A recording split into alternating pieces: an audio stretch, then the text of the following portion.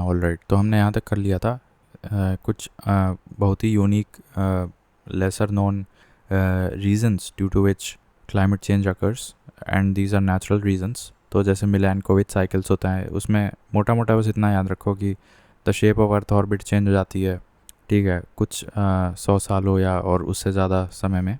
अर्थ की एक्सिस में जो एंगल है 23.5 डिग्री, वो थोड़ा सा चेंज हो जाएगा, ठीक है, obliquity. Earth's the direction earth's axis of rotation is pointed known as precession. तो प्रिसेशन में भी बदलाव आ सकते हैं। तो इन सभी चीज़ों में चेंजेस होते रहते हैं कुछ एक फिक्स्ड पीरियड ऑफ टाइम के बाद। सो ऐसी एक साइक्लिकल चेंजेस को मिलैनकोविच साइकिल्स बोलते हैं, ठीक है। तो इन चेंजेस की वजह से भी क्लाइमेट चेंज होता है। फिर गोल्डीलॉक्स प्लैनेट तो मतलब फेवरेबल है सब कुछ, टेम्परेचर, प्रेशर और carbon dioxide in the atmosphere, ये सब इतना फेवरेबल है कि जस्ट अबाउट राइट क्वांटिटी में है कि life can exist and persist on earth. अब ये देखना है, जैसे copper smelting is the process through which copper ore is purified through intense heating and melting to derive high quality copper or copper products. As most copper ores are sulfur based, the smelting process releases sulfur dioxide, an air pollutant which has many harmful effects. तो यहाँ पे main point यह है कि most copper ores are sulfur based and the smelting process releases sulfur dioxide. So when the concentration of sulfur dioxide is so high, the industries convert it into sulfuric acid, which is uh, an irritant and water contaminant, ठीक है। तो अब sulphur dioxide तो inevitable वो है, क्या बोलते हैं, रिलीज़ होता है किस में, कॉपर स्मेल्टिंग में। तो concentration of sulphur dioxide becomes so high, तो फिर industries resort to converting that into sulphuric acid which is again irritant भी होता है और वाटर कंटामिनेंट भी होता है, ठीक है। The other by product of copper smelting is slag, the waste matter containing metals separated from ore. The slag may leach heavy metals. अब स्लैग में जो है कुछ हैवी मेटल्स के ट्रेसेस रह जाते हैं, और स्लैग को तो ये ऐसे ही फेंक दिया जाता है, मतलब तालाब में या फिर मिट्टी में ही फेंक दिया जाता है। तो उसमें जो हैवी मेटल्स होते हैं, आर्सेनिक, कैडमियम, लेड, मर्करी वगैरह, तो ये ग्राउंड वाटर रिजर्वायर्स में या फिर मिट्टी में ये सब पोल्यूट करते हैं।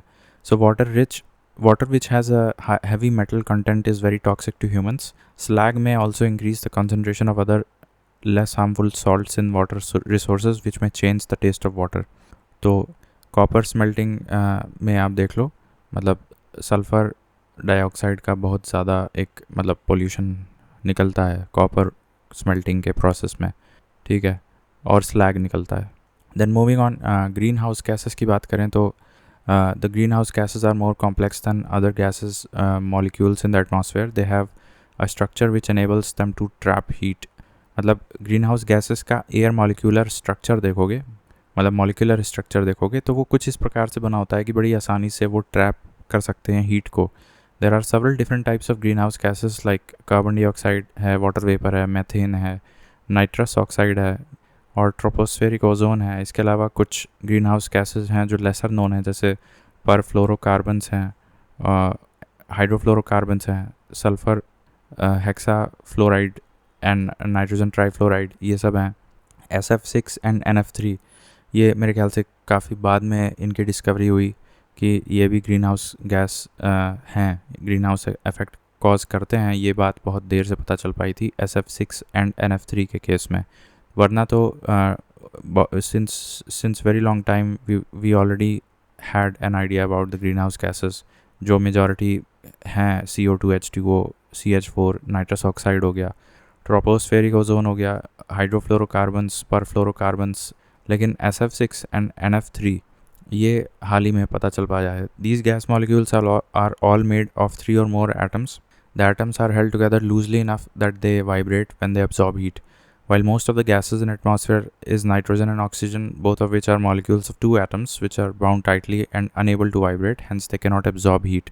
तो एक चीज़ यह है कि इन गैसेस, ये जो जितने भी ग्रीन हाउस गैसेस है उसमें कॉमनैलिटी दिखेगी। कॉमनैलिटी ये दिखेगी कि ये 3 एटम्स या फिर उससे ज़्यादा मिलके बने होते हैं।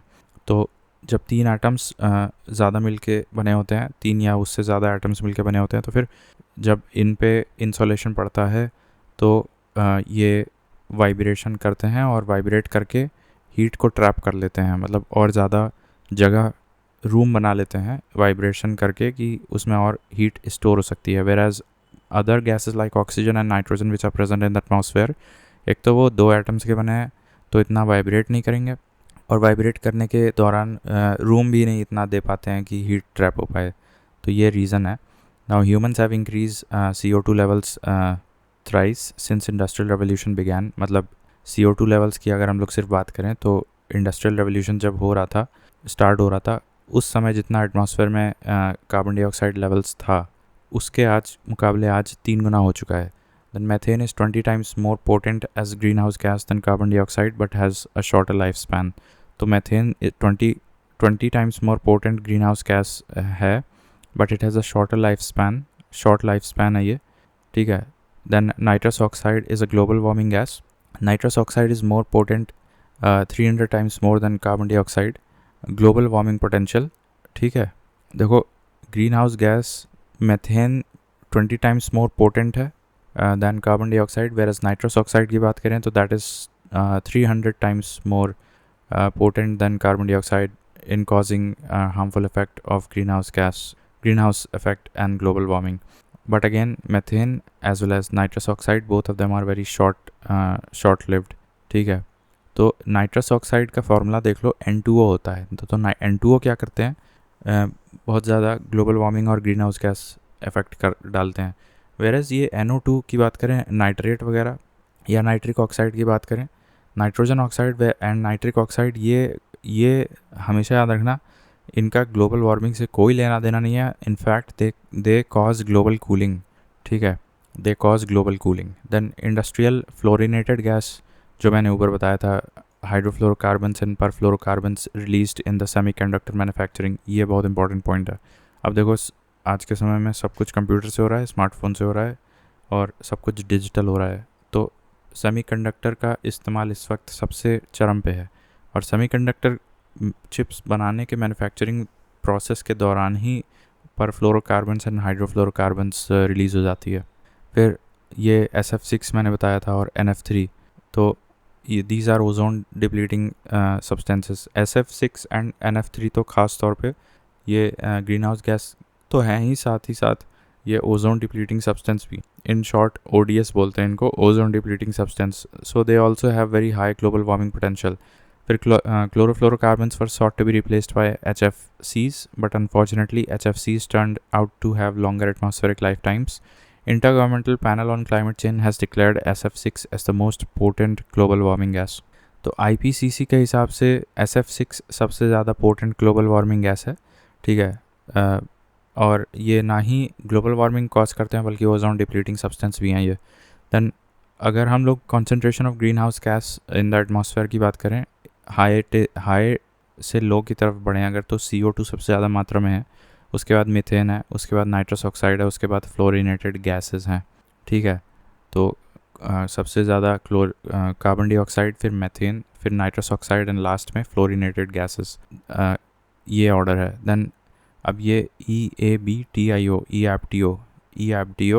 That is electricity, then agriculture, buildings, then transport, industrial sector and other energy generating sectors.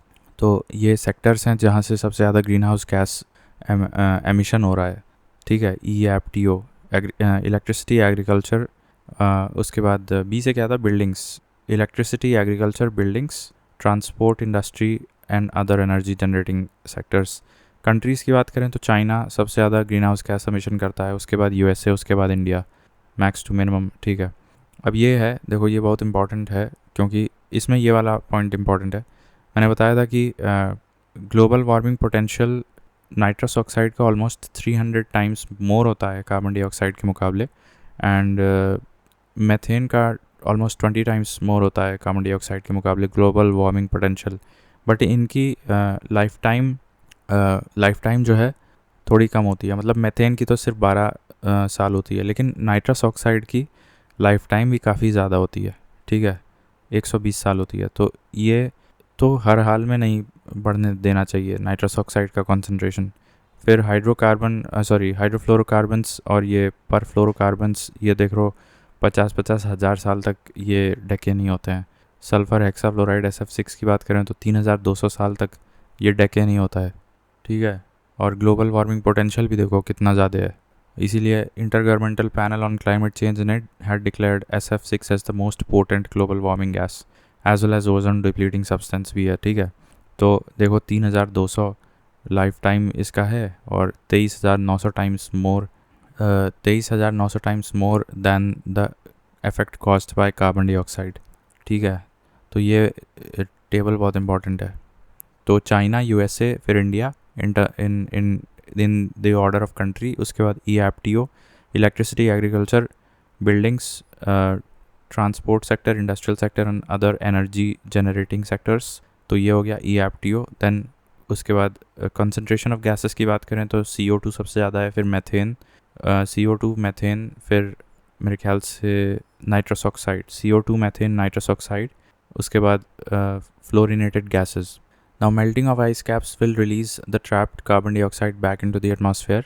अब इससे क्या होगा, ग्लोबल वार्मिंग होगी, फिर सी लेवल राइज होगा क्योंकि वो पिघलेगा। ठीक है, और सीवियर हीट वेव्स होंगी, ड्रॉट आएगा, वाइल्ड फायर्स, फॉरेस्ट फायर्स होंगी, कोस्टल फ्लडिंग होगा, लैंड इरोजन होगा, सॉइल सैलिनेशन भी हो जाएगा। ठीक है, blocking fresh water availability, crop failures होंगे, फेमाइंस आ सकते हैं। देन इफेक्ट ऑन एग्रीकल्चर क्या होगा, increase in the moisture stress with drought conditions causing lesser production, longer growing seasons due to more demand for water। ये सबसे पहले देखने को मिलेगा, longer growing seasons and more greenhouse gas emission of CO2, better plants water use efficiency by enhanced rate of photosynthesis and better crop yield, but weeds will grow even faster destroying the crops। ठीक है, तो ये point अच्छा है कि मतलब green house gas emission अगर बढ़ता है तो क्रॉप यील्ड बढ़ जाएगी। ठीक है, और क्योंकि CO2 को जितना मिलेगा प्लांट्स को उतना अच्छा रहेगा, तो green house gas emission of CO2 अगर बढ़ता है तो better is the plants water use efficiency by enhanced rate of photosynthesis and better the crop yield, but one must not forget that weeds will outgrow these crops and even destroy them। ठीक है, then effect on ecosystem and biodiversity, so ये migrate नहीं कर पाएंगे, unable to reproduce leading to extinction, ocean acidification हो जाएगा, salinity बढ़ जाएगी, loss of planktons, submergence of downstream land, waterborne diseases। Climate change is discriminatory as it affects the poor first and therefore it also has a rights based connotation। ठीक है, अब ये बहुत एक हायर लेवल पे discussion इसमें किया जा सकता है कि क्लाइमेट चेंज का जो एडवर्स इफेक्ट है, it is discriminatory as it affects the poor people first and therefore one must also study it from a rights based approach. ठीक है, देन ओजोन की बात करें तो as we already know that troposphere is closer to the earth at poles, hence the stratosphere begins early at the poles as it lies closer to the earth's surface at the poles, while UV देखो 3 प्रकार की होती हैं, ultraviolet A, B and C। तो UVA, UVB reaches the earth, UVC breaks the oxygen molecules in oxygen free radicals। These free radicals combine with oxygen molecules to form ozone। Next day again UVC harmful rays hit the previously formed ozone and break it into oxygen and O free radical, which again forms ozone at night। This way the harmful UVC is getting consumed in the breaking of ozone during the daytime and not reaching the earth, which is good। तो अब ये phenomenon समझो एक बार फिर से, क्या हो रहा है कि जो सन रेज आ रही हैं वो उसमें 3 प्रकार की अल्ट्रावायलेट रेज होती हैं, A, B एंड C। अब उसमें जो C होता है, that UVC breaks the oxygen molecule into O free radicals। The UVC breaks the oxygen molecule into O free radicals and these free radicals combine with oxygen molecules to form ozone। अब UVC कब आएगा, दिन में ही तो सूरज उगता है ना, तो these free radicals combine with oxygen molecules to form ozone। अब ये प्रक्रिया formation of ozone रात में हो जाएगा। Next day again UVC harmful rays hit the previously formed ozone and break it into oxygen and O free radicals, which again forms ozone at night। This way every day during daytime UVC is getting consumed in breaking of ozone during the daytime and not reaching the earth, which is good for us।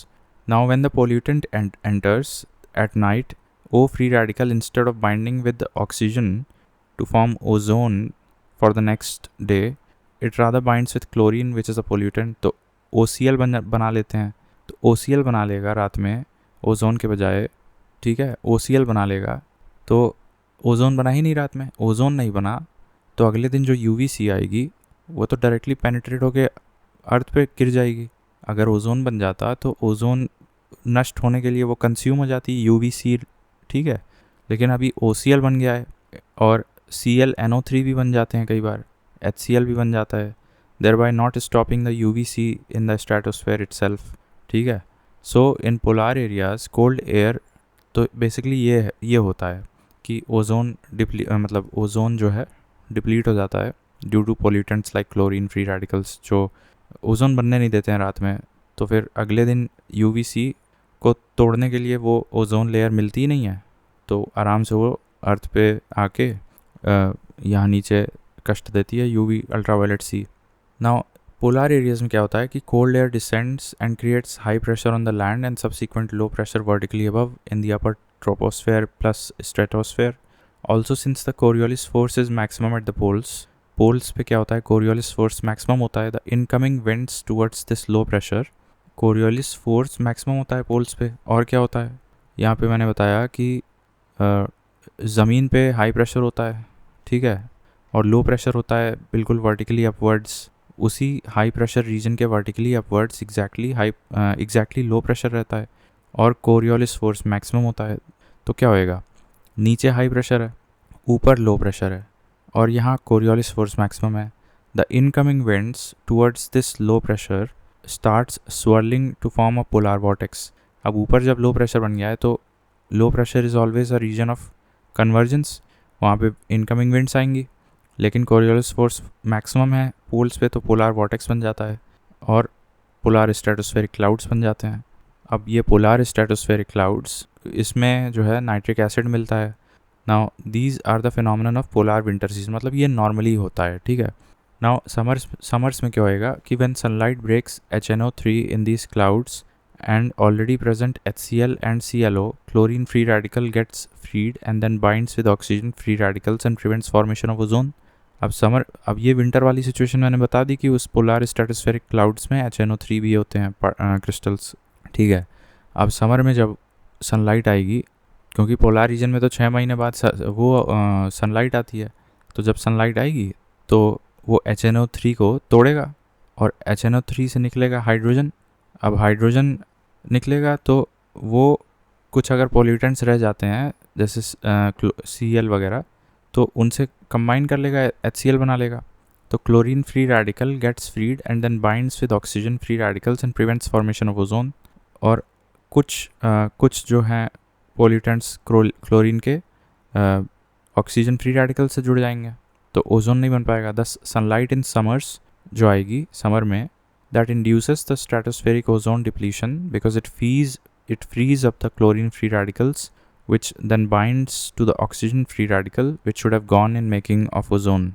The sunlight in summers induces the stratospheric ozone depletion because it frees up the chlorine free radical, ठीक है। अब ये HNO3 जब टूटेगा summers में in these clouds and already present HCl and ClO, तो chlorine free radical gets freed and then binds with the oxygen free radicals and prevents formation of ozone। मतलब HCl and ClO भी pollutant के तौर पे मौजूद रहते ही है हमेशा, ठीक है। तो सनलाइट जब पड़ी पोलार स्ट्रेटोस्फेरिक क्लाउड्स में तो HNO3 टूटा तो इधर से H निकल के आया, क्लोरीन से जुड़ गया, NO3 आया, उससे ऑक्सीजन मिल गया, वो क्लोरीन से जुड़ गया, ठीक है। और कुछ तो जैसे ऑलरेडी HCl फॉर्म में अगर पड़ा हुआ है या ClO फॉर्म में पड़ा हुआ है, ClO फॉर्म में विंटर्स में बन जाता है ना, तो ClO भी टूटता है और ClO टूटता है तो उससे Cl अलग होके वापस ऑक्सीजन से जुड़ने लगते हैं in the presence of sunlight. तो oxygen instead of binding with other oxygen free radicals starts binding with chlorine, ठीक है, या फिर हाइड्रोजन जो ब्रेक होता है HNO3 का उससे, ठीक है। तो इस प्रकार से ऑक्सीजन जो ओजोन फॉर्मेशन में यूज़ होना चाहिए वो इधर उधर बाइंड होने लगता है समर्स में। The sunlight in summers induces stratospheric ozone depletion, ठीक है, because it frees up chlorine free radicals which then binds to the oxygen free radicals, ठीक। Now, instances when polar vortex weakens, there is absence of HNO3, thus chlorine free radical remains intact with the HCl and ClO, etc. Had it been free, it would have attached with the oxygen free radicals and halted ozone formation, while a strong polar vortex means ozone depletion. अब देखो इसमें थोड़ा technical है, but अगर सिर्फ रटना है तो रट लो. When polar vortex weakens, एक लाइन ये रट लो कि while strong polar vortex है, that means ozone depletion हो गया है. बाकी इसका मैकेनिज्म ये है कि there is absence of HNO3, thus chlorine free radical remains intact with the HCl and ClO. ठीक है, अगर क्लोरीन फ्री होता तो फिर ऑक्सीजन से बाइंड होके ओजोन को प्रिवेंट कर देता. ठीक है, ओजोन को प्रिवेंट कर देता बनने से. लेकिन जब HNO3 ही नहीं है, there is absence of HNO3, thus chlorine free radical remains intact with HCl and ClO, etc. तो जब वो अटैच्ड हैं HCl या ClO से, तो फिर ऑक्सीजन से नहीं, तो ये तो ओजोन के लिए अच्छी चीज़ है. तो यानी कि अगर HNO3, if there is an absence of HNO3 in the polar stratospheric clouds, then it is good for ozone. ठीक है, तो ओजोन के लिए अच्छा है. अब absence of HNO3 polar stratospheric clouds में absence of HNO3 कब होगा? जब polar vortex weak होगा. तो यानी कि जब polar vortex weak हो रहा है तब ओजोन के लिए अच्छा है. तो weak polar vortex equal to good ozone and strong polar vortex means ozone depletion. दो लाइन यही याद करनी है. Strong polar vortex means ozone depletion, while weak polar vortex, which occurs because of absence of HNO3 in the polar stratospheric clouds, means good ozone. So, now usually the polar vortex is trapped by the polar jet stream in the upper stratosphere. When the meandering of this jet stream increases due to global warming and climate change, polar vortex expands as well as collapses downwards, becomes weak, thus restoring ozone. So while polar vortex falls down, there is an adiabatic heating of a stratosphere called sudden stratospheric warming. While South Pole experiences a stronger polar vortex, North Pole has less intense polar vortex. तो अब कई बार क्या होता है कि ज़्यादा meander होने लगते हैं जेट स्ट्रीम में, तो फिर ये पोलार वॉर्टेक्स है ना, ये और विस्तृत हो जाता है और कई बार गिर जाता है. तो now usually the polar vortex is trapped, it is trapped by the polar jet stream in the upper stratosphere. When the meandering of this jet stream increases due to global warming, polar vortex expands as well as collapses downwards. Though while collapsing, it causes adiabatic heating of a stratosphere, which is called as sudden stratospheric warming. While South Pole experiences a stronger polar vortex, North Pole has less intense polar vortex. लेकिन दोनों जगह होते ज़रूर हैं. तो सबसे ज़्यादा stronger polar vortex कहाँ होंगे? South Pole में होंगे. ठीक है, और ज़्यादा stronger polar vortex South Pole में क्यों हो रहे हैं? क्योंकि वहाँ HNO3 क्या है कि नहीं है? वहाँ HNO3 है, और HNO3 है इसका मतलब HNO3 है इसका मतलब कुछ नहीं है तो है. ठीक है, तो बस इतना याद रखो कि स्ट्रॉन्गर पोलार वॉर्टेक्स साउथ में है, साउथ पोल पे ज़्यादा होता है. Thus climate change leads indirectly to ozone recovery, but at the cost of sudden stratospheric warming and widening impact of cold waves over greater area. ठीक है, sudden stratospheric warming can also induce forest fires in Australia. That is a topic of extra reading. ठीक है, तो वो देख लेना कैसे करता है. बट अभी देखो अभी क्या हुआ कि जब सडन स्ट्रेटोस्फेरिक वार्मिंग हुई because of collapsing of the polar vortex, तो उससे क्या हुआ कि ओजोन रिकवरी हो गई. ओजोन रिकवरी कब होती है? जब वीक पोलार वॉर्टेक्स होता है, और वीक पोलार वॉर्टेक्स होता है. दैट मीन्स पोलार वॉर्टेक्स एक स्टेप और आगे जाएं और कहें कि वीक पोलार वॉर्टेक्स नहीं है, बल्कि पोलार वॉर्टेक्स पूरा का पूरा ख़त्म, कोलैप्स हो गया. तो पोलार वॉर्टेक्स जब पूरा ख़त्म हो जाएगा, कोलैप्स हो जाएगा, तो the chlorine remains intact with HCl and ClO etcetera. ठीक है, तो ओजोन के लिए अच्छा है. तो यानी कि ओजोन रिकवर हो जाएगा. अगर पोलार वॉर्टेक्स गिरा, वीक होके कोलैप्स हो गया, दैट मीन्स ओजोन रिकवरी हो जाएगी. और पोलार वॉर्टेक्स भी कई बार मतलब क्यों गिर जाएगा? बिकॉज ऑफ क्लाइमेट चेंज या जेट स्ट्रीम एक्स्ट्रा मियंडरिंग की वजह से. तो ओजोन रिकवरी हो जाती है, but at the cost of sudden stratospheric warming and widening the impact of cold waves over greater area. ठीक है, समझ में आ गया, मोटा मोटा समझ में आ गया. ठीक है, देन 1900 में क्या है कि the discovery of ozone.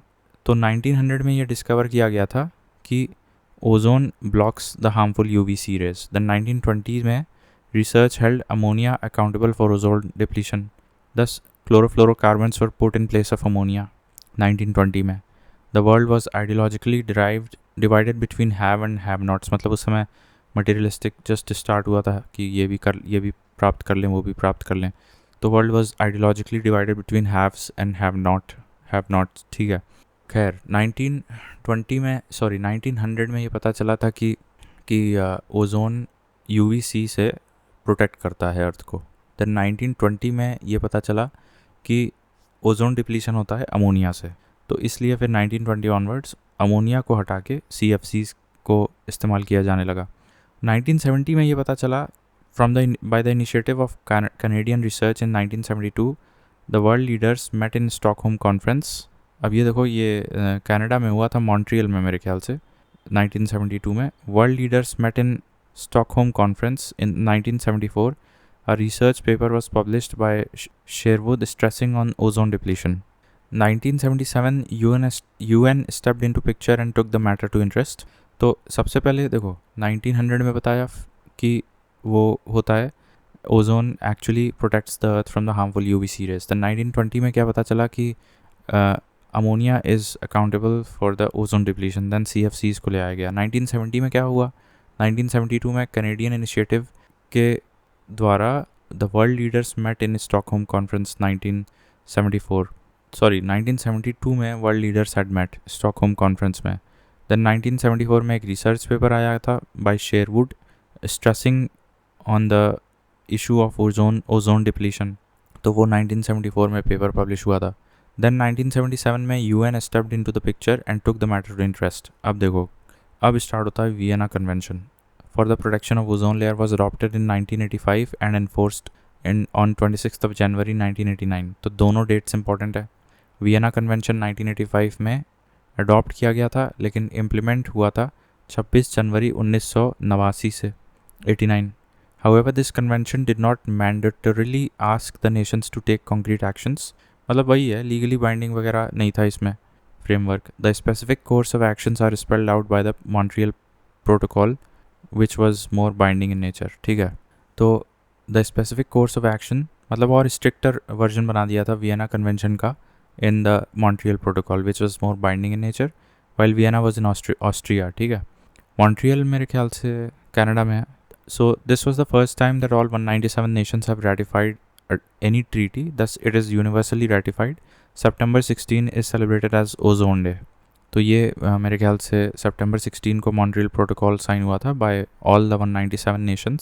For the first time सभी देशों ने इसे रेटिफाई किया था और फिर 16 सितंबर को ओजोन डे बनाने लगे. Now developed nations to phase out chlorofluorocarbons by 2000 till 2020, while the developing nations to phase out ozone depleting substance by 2011 till 2030. So CFC was replaced by HCFC, but HCFC although reduced ozone depletion but caused global warming. Thus HCFCs were replaced by HFCs, that is hydrofluorocarbons, which had zero ozone depleting potential. Thus HFCs were extensively relied upon. Lastly, HFCs were replaced by HFOs, हाइड्रोफ्लोरोओलेफिन्स. तो अब ये पूरा देखो क्या तमाशा चल रहा है. Developed Nations को टारगेट दिया गया था किसके तहत, मॉन्ट्रियल प्रोटोकॉल के तहत, to phase out the chlorofluorocarbons by 2000. ठीक है. टिल 2020 क्यों लिखा है? While developing nations to phase out ODS by 2011 till 2030. ठीक है, ये रट लेते हैं क्या है. तो डेवलप्ड नेशंस को 2000 और 2020, अभी इसको और देख लेंगे कि ये दो बार ईयर्स क्यों लिखे हैं. सन 2000 में का कुछ लेवल मेरे ख्याल से नाप के 2020 तक कम करना होगा, ऐसा कुछ होगा, वो मैं देख लूँगा. बट मेन पिक्चर यही है कि डेवलप्ड नेशंस को 2020 एंड डेवलपिंग नेशंस को 2011-2030 तक CFCs को फेज आउट करना था बेसिकली. डेवलप्ड नेशंस को CFCs फेज आउट करना था, डेवलपिंग नेशंस को ODS फेज आउट करना था. अच्छा, अब CFCs मैंने बताया कि जब 1920 में अमोनिया वाज हेल्ड अकाउंटेबल तो फिर CFC आ गया था. तो अब CFC के बाद HFC आएगा. देखो, CFC was replaced by HCFC, but HCFC although reduce the ozone depletion but caused global warming. तो HCFCs के बाद फिर HFCs आ जाएंगे, ठीक है। और HFCs hydrofluorocarbons lesser global warming potential and zero ozone depleting substances. Then HFCs के बाद फिर फाइनली HFOs हाइड्रोफ्लोरोओलेफिन्स आ गया, ठीक है। तो ये ज़ीरो ओजोन डिप्लीटिंग सब्सटेंस होते हैं HFOs में और very low global warming potential होता है, ठीक है। अब अमेंडमेंट्स किए गए थे मॉन्ट्रियल प्रोटोकॉल में numerous times starting with London, Copenhagen, Montreal, Beijing, Kigali. The latest amendment जो किया गया है किगाली 2016 में मॉन्ट्रियल प्रोटोकॉल में, वो अब अगले वीडियो में देखेंगे। And that was the 28th conference of parties meeting in the capital of African country Rwanda में हुआ था ये, विच वॉज इम्प्लीमेंटेड फ्रॉम 2019, ठीक है। तो अब ये ट्रांजिशन इम्पॉर्टेंट है। सबसे पहले क्लोरोफ्लोरोकार्बन्स आया था, उसके बाद HCFCs आया था, फिर HFCs आया था और फिर HFOs आ गया था, ठीक है। फिर मॉन्ट्रियल को अमेंड किया गया और मॉन्ट्रियल के बाद फिर जो अफ्रीकन कंट्री रवांडा में कॉन्फ्रेंस ऑफ पार्टीज़ हुई थी और उसके तहत फिर Kigali amendment to the Montreal protocol किया गया and which entered into force from 2019। तो व्हाट वाज दैट अमेंडमेंट, वो अब अगले वीडियो में देखते हैं।